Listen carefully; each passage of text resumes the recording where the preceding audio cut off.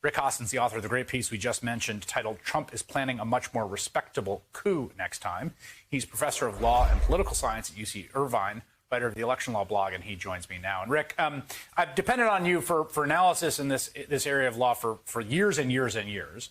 And I have noticed that you have been as unnerved by the revelations about what Clark was up to as I have been.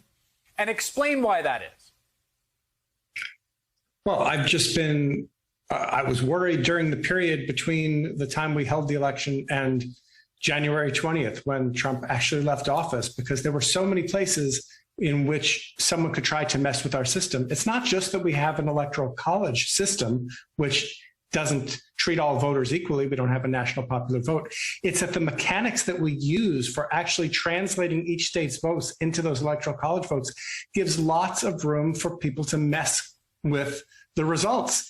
And what we saw, the revelations that have come out over the last few weeks involving Jeffrey Clark, is that Trump was prepared to push a wacky theory that was actually had a potential to make a difference and could have, at the very least, caused a stalemate in Congress where we wouldn't have had a president voted on January 6th or January 7th after the insurrection. It really came a lot closer than I think any of us realized until we saw these revelations.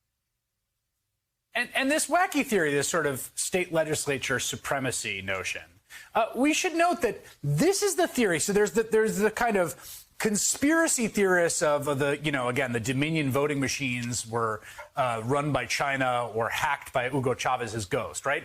And that is so sort of cringe-inducing that even many Republican standard bearers can't quite bring themselves to say it. The respectable version that you get from Josh Hawley and from Ted Cruz and even from Jim Jordan is essentially a version of this theory. They basically said, look, we voted to block Joe Biden's electors because we believe the state legislature is the only authority for election rules, and those states violated the legislature, and therefore they don't count. Oh, absolutely. And, Trump himself, in an interview that he gave to Phil Rucker and Carol Leonnig, said the same thing. He said, put aside all the fraud, the massive fraud he claimed. But he said, even if you put that aside, you had election administrators and you had courts and governors setting rules that were not approved by the legislature. And therefore, that was reason enough to throw it to the state legislature to come up with an alternative slate of electors.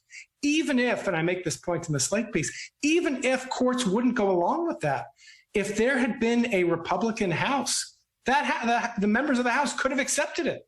And it's not clear that the courts would have overturned it.